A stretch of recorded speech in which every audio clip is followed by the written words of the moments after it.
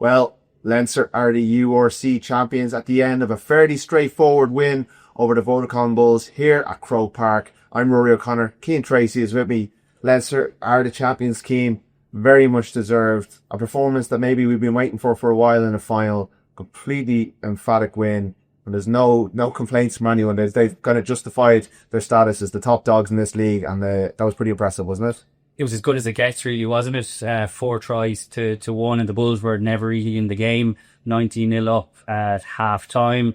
The way they started the game was just like utterly so impressive. Baird slip kick through that forces the knock on the pack wing, a scrum penalty through Tom Clarkson, who I thought was absolutely immense. A real coming of age performance for the 25-year-old as he tied head.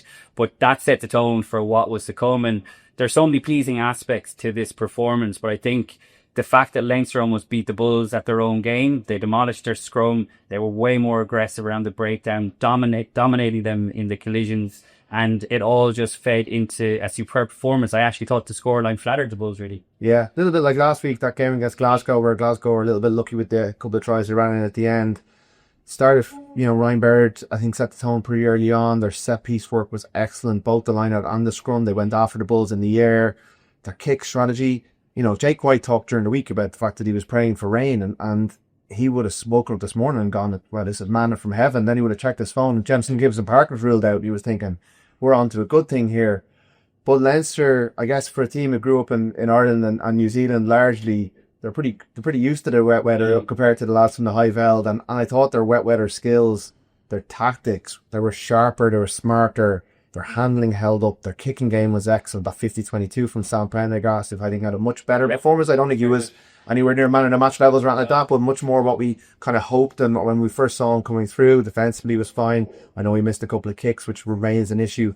He had a really good tackle on Marco van Staden in the first half. Well, he faked some stopping. Yeah. So, I like across the board, I thought they got it right tactically, and they adapted to conditions much better than the Bulls, who were doing some crazy stuff. That Willie LaRue cross kick in the first half kind of summed up their performance. We spoke about him yesterday, didn't we? But he had a total nightmare. And that's the petulant side of Willie LaRue. He seemed to be giving out to his teammates, even after that crossfield kick at the end of the first half, which Leinster should have scored from. That's what I mean about the scoreline flattering them. James Lowe obviously dropped it, but you could see him giving out. It was the same at the end of the first half. I think it ended with him throwing a forward pass, didn't it? But just on those conditions and losing a player like Jamieson Gibson Park, how good was Luke McGrath? I mean, he's had a really good season. Obviously, he's very much it's secondary to Jamieson Gibson Park. He was outstanding against La Rochelle in the rain as well. I remember he came off the bench and his defensive work was outstanding. But I thought he really contributed to Sam Prendergast having a really good game. I thought between the two of them, they managed the game really well. His kick, Luke McGrath's kick in behind the Bulls' defence, which was a clear tactic that Leinster went after and got loads of joy out of Jordy Barrett's grubber kick at the start. And then Jordy Barrett himself finishes that kick from Luke McGrath over the top. It was a tactical masterclass from the coaches. We've just been out speaking to Leo Cullen, obviously. Look, and he's not a man to kind of revel in the limelight or anything, but there was huge pressure on him today. And I thought between himself, Shaq Nienarber, Tyler Blainall, all the assistant coaches, between them and the players, they delivered an outstanding performance that was being up their status as URC champions and their first trophy in 4 years, which I think they will hope provides the platform not to look too far ahead, but this will give them huge impetus, won't it, going into next season? You can't, part of me, I know it's churlish and Leinster fans are and the players are entitled to enjoy today. Winning this tournament in its own right is an achievement, even though they are the best resource team and the strongest squad and the best. So I'm already Jake White repeatedly, it was a bit of a communications masterclass from Jake White, who how are we expected to win? Yeah, exactly. It did bring me, my mind did drift back to what the hell went wrong 6 weeks ago, but maybe that's a podcast for another day. I think we should talk about Ryan Baird. I was at a Leinster press conference about 6-7 weeks ago. Maybe it was just before the European game. And Robin McBride, I asked him about Ryan Baird and kind of kicking on and becoming the player that I think everyone hopes he can become based on his physical attributes. And he talked about, he said it's almost like now or never stuff. I'm paraphrasing, but he talked about if you can't get into this team, you need to leave. And it was really stark stuff. And he didn't start that final. And I know he's had injuries this season, but the Six Nations didn't go his way. He started against England, but lost his place with Ireland. The last 2 weeks, I think that's the player that Ireland and Leinster needs Ryan Baird to be, because where his line-out stuff was amazing, his physical work was incredible, he was relentless, he was consistent, all the things that I think coaches have been frustrated with, he delivered in spades today and last week. Man of the match both weeks. And like a player who I think has got plenty of flack over the last, couple of years for not nailing it, because we can all see what an athlete he is. I think he deserves some credit for what he's done today. I think it was his fourth, if not fifth, consecutive 80-minute performance in a row, which is pretty rare enough. But he was outstanding. His line-out work on the defensive line-out at the front, it's a bit I feel like we're in kind of Ryan Baird 2.0 territory. We're not seeing as many of the big flashy breaks, which he clearly still has in his locker, but I think he's gone away and worked really close. He obviously with Leo Cullen, the Leinster coaches, but Paul O'Connell as well in Ireland camp, and are trying to round out, I suppose, the nuts and bolts of his game, which were perhaps what was holding it back. He had a tendency, I think, to drift in and out of games. He'd come up with a big moment and then you wouldn't see him again for 15 or 20 minutes. But you're right, over the last few weeks, he has delivered consistently. And it feels like now he's arrived at just the right time for Ireland as well. Not to look too far ahead, but obviously, Peter O'Mahony is now departed. There is a space there at 6. It'd be interesting to see. I think one thing that's really helped him is the fact that he's consistently played in number 6, and the Ireland tour is lacking a few locks for Georgia and Portugal, so he could find himself playing in the second row. But I would love to see him being, pressed on potentially as that number 6. I'd say Jack Nienarber has probably been brilliant for him as well. A bit of the Peter Steph Dutoy role. I mean, I know not comparing Ryan Baird to him, but it's that similar role, isn't it, as a hybrid lock? And I think he's been exceptional. Part of a pack over the last few weeks who have stood up and been counted for in a seriously impressive way. Whatever about doing it to Glasgow last week, a really poor Glasgow performance, albeit they were champions, but to do it against that Bulls team, I thought was seriously impressive. Yeah, the scrum, I mean, I think Tom Clarkson, you touched on him already, but for him, I think 4 or 5 people tweeted at the exact same time after his scrum penalty area in the second half, including both of us, that it was a coming of age performance. Mike Ross, we were going to sit beside each other for once, but Mike Ross was on the side. It was like the Blue Media got together and put out anointed Molly Clarkson at the same time. Everyone else calls me. Eventually I'll join in. But Clarkson, Ireland need Thomas Clarkson. He's picked ahead of Rabbit Slimini today. The Bulls would have targeted him. They would have looked at the one guy with very few caps, and both for Leinster and Ireland, who doesn't get into the Leinster 23 on the biggest days, and gone, okay, we've an obvious basis of target. It's just natural. Didn't get any change out of it, really. I know there were scrum penalties both ways, and Andrea Piardi's decisions swung a little during the game. But I think he deserves a lot of credit. I thought the show of strength that when the Bulls got a try and got 2 scrum penalties in a row, and Leinster started to creak a little bit early in the second half, on comes Ronan Kelleher, Lion, probably in the Lions 23 in the next couple of weeks. On comes Rabbit Slimini. They just brought on R.G. Snyman, as Jake White reminded us downstairs as well.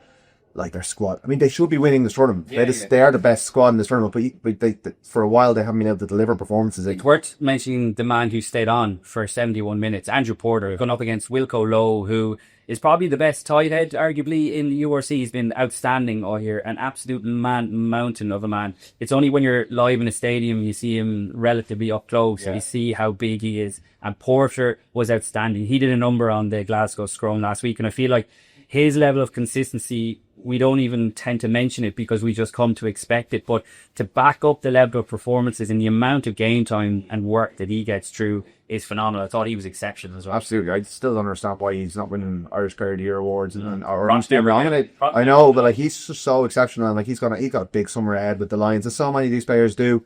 And I thought that was going to be a distraction coming into this game. There was rumours of a couple of the other Lions were very much touch and go coming into the game. Gibson Park pulls out.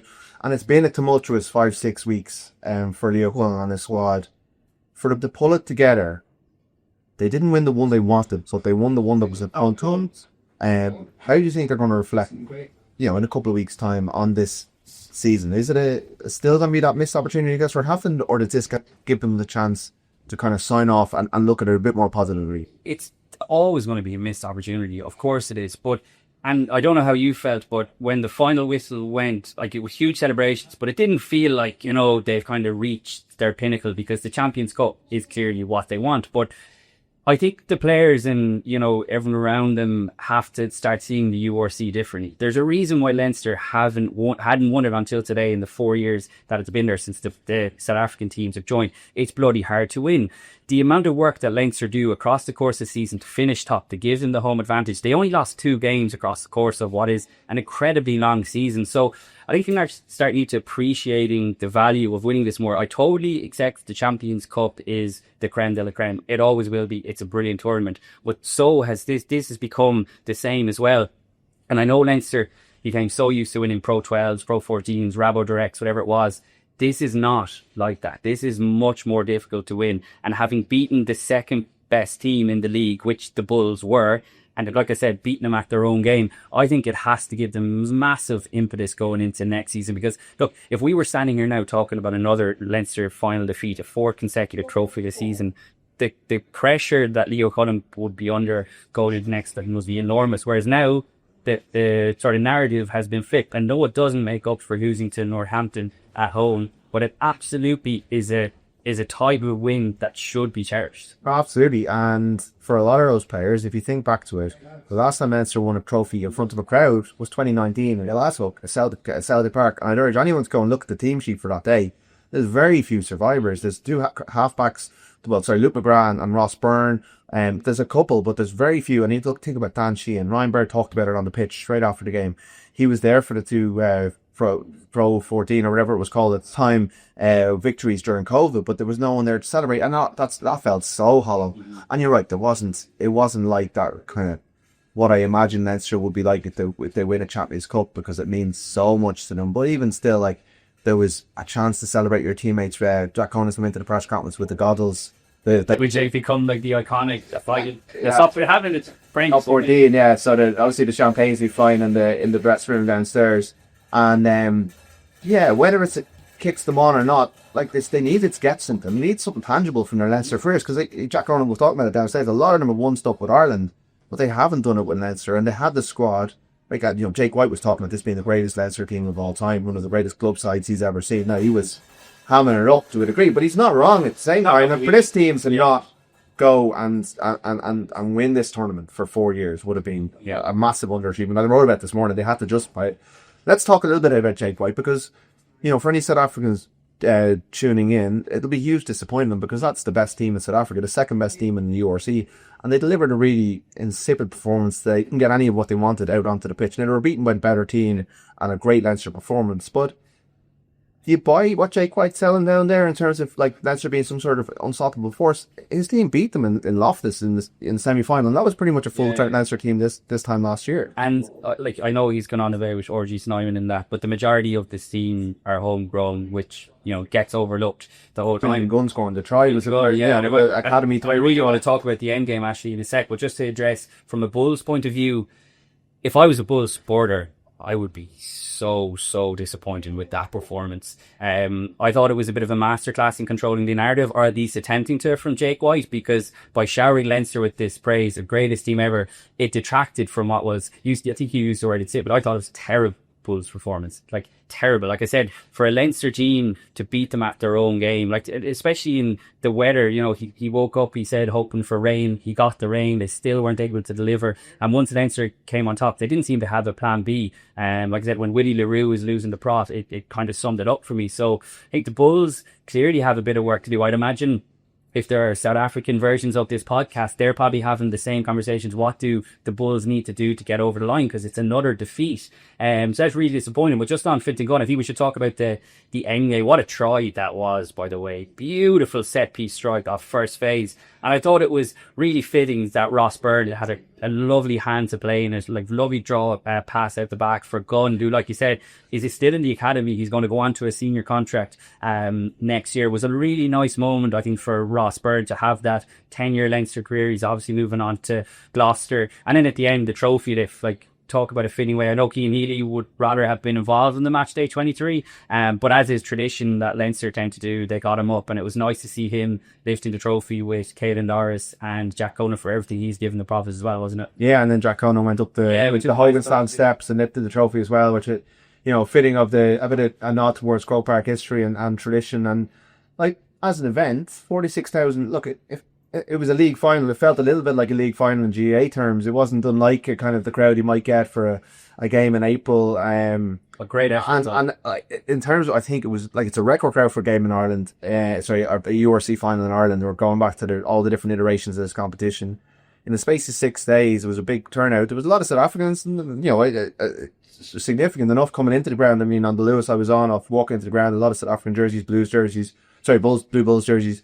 But a big turnout from Leinster, and I've heard a lot of people, fans, just anecdotally saying that they've given up on Leinster over the last couple of weeks. People haven't gone to a game since, but I think for the fans who've been through so much, to just whatever, they don't need to worry about the context. Come out and enjoy this today was pretty important. I think for Irish rugby, I know a lot of fans with rival provinces won't be too happy to see Leinster win something. But the under-20s were hammered by Scotland on Friday. It hasn't been a good year across the board. I think for Andy Farrell, for David Humphreys, for the whole Irish project, it was good to get a trophy into the cabinet and a bit of good news, a bit of feel good for the Lions, for those 12 players to be gone off with the Lions on the back of a win. That's important for Andy Farrell, and I think people probably underestimate how important the Lions are for Ireland getting back on track next year. So, overall context of it, I think was pretty important for the whole big picture. Yeah, and I'm glad you mentioned the crowd. I want to touch on the supporters who, I thought, like, it's a bit of cliche, played their part, but they were seriously engaged in terms of when Leinster won. Down like a half empty stadium. No, it didn't. When Leinster won that scrum penalty, or sorry, even lining up for the scrum, the noise that went around Croke Park, they knew how important that first scrum went up, and I wouldn't be surprised if the roar that went around gave the Leinster pack a bit of a G up. I felt it at the time, and then I also thought them calling attention to what, looked like a ropey enough moment for Harold Foster in the first half when he was tangling with Joe McCarthy. Wasn't it? The crowd were the ones that started shouting, and then it made Andrea Piardi check the TMO. Now, Jake White was saying he was very happy, obviously, that in the past maybe the Bulls might have been penalised for that, but he looked like a lucky boy to me. Yeah, I thought it was a surprise that it wasn't at least the yellow card. I think anytime you put your hand into the face... Yellow, do you think it would have to be red or nothing?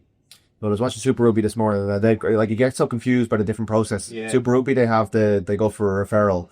I think it was a yellow referral. It's hard to give a red based on looking at a big screen 40 yards away. And the slow-mo made it look worse, but it just... It did, but it's a hand into the face of an opposition player and who's lying prone on the ground. It wasn't, you couldn't definitively call it anything, but it was in and around the eye area, or certainly it was in a dangerous zone. So I thought he was lucky enough, but summed up the Bulls' performance. Like, they just kicked their way, or they had a line out at the time when they got involved off the ball. The Bulls were fed to have a line out just outside the Leinster 22. They didn't get into the Leinster 22 for 32 minutes today. Yeah. So it was a massive lost opportunity. Leinster didn't get the yellow card, but they went down and scored a try pretty soon afterwards. And it kind of summed up how indisciplined, and you flagged that the Bulls had discipline across the season come into the game, but it was a poor, just getting carried away, getting sucked into something off the ball. I liked the way Clarkson came in and defended Joe McCarthy. Like, was first held in South Africa last year when Andy Farrell wasn't happy when R.G. Snyman took Craig Casey out. I thought that was really good as well. Yeah, and it kind of summed up how Leinster, no matter who they were, whether it was a young player or whether it was one of the most experienced players, whether it was Jordy Baird, who I thought had an excellent game on his final appearance to do. Although he said he might come back, who knows? But it was, I thought, it summed up how up for it Leinster were and how they were going to take it backwards. Yeah, and that first visit that they got to the 22, we should talk about just for half time. 18 phases Leinster defended, and Jack Beanarber's defence once again came up trumps. But that, I think, you could visibly see broke the Bulls' resistance, because if they scored a try in there for half-time, 19-7 potentially, it's a different half-time team talk, certainly from the coaches. But that sort of scramble defence that they made, they were actually knocking it back on the gain line as well. It was superb, and it probably summed up how much better they were in terms of the physical stakes. They were just utterly deserving of the win on the day and across the course. There was a scrum under posts. There was line-out mauls on the 5-metre line that they repelled as well. And then every tackle was dominant pretty much. There was a couple where the Wolves got a roll on, but then they got dominant collisions right in the top penalty, where I think it was Andrew Porter and James Ryan met the hooker Grobler head on, knocked them back. Led to a knock on. It was such an important phase, and to win 19-0 up, the thing the Bulls needed to do was place doubts in Leinster's mind. But for Leinster to front run, this is where this is their happy place, being 19-0 up. I know it was the score. It wasn't 17-0 against the La Rochelle a couple of years ago, but to be front runners, to have scoreboard pressure, to be able to manage the game, to take their points. I know Prendergast missed an opportunity, and I thought there was a couple of moments there where they didn't really make great decisions in and around probably the 55th, 60th minute, but it didn't matter in the end. they were just so comfortable, and that's a disappointing thing for the Bulls. You may notice I'm looking at my watch a couple of times because they're about to throw us out of Croke Park. We have a bit of work to do before we go. So let's get your final thoughts, Cian. Like, it's been a long season. It's not over yet. You're going to Georgia, Portugal. I'm going to Australia with the Lions. We'll probably both be in Viva next Friday night for the Lions. So yeah, it's not over. I've had a couple of people say, geez, it's the end of the season now. It's like, for who? Even for the players, like, it's mad. The season just rolls on, doesn't it? But you're right, 12 Leinster players are going into Lions camp in Dublin tomorrow. The Lions are going to play Argentina at the Viva Stadium. That'll be a really cool occasion. And then you're heading off with them to Australia before the real business begins. I'm on the lesser light, I suppose, tour, but it's a hugely important tour for Irish rugby. Jack Crowley and Sam Prendergast, Com Clarkson now as well. It's going to be off Broadway a little bit, but I think it's going to be hugely important by the time that game against the All Blacks in Chicago rolls around in November. So this is a great way, like I said, for Irish rugby as a whole, I think, to sign off. Leinster finally have a trophy back. They have their monkey off the back, which is a phrase that Jack Conan used. And when they pitch up again for the start of next season, which feels like a long time away now, I think this will give them serious confidence that when the knockout stages of the Champions Cup in particular roll around, that they will hopefully be able to get over the line. But God, I'm not even going to think about the Champions Cup knockout stage. We'll worry about that dead alive. So there's plenty of rugby. Keep an eye on the Irish Men website for all the coverage of today's final and all that's coming down the line. We're delighted you join us today. Leinster are the URC champions for 24-25, and we'll see you all again soon.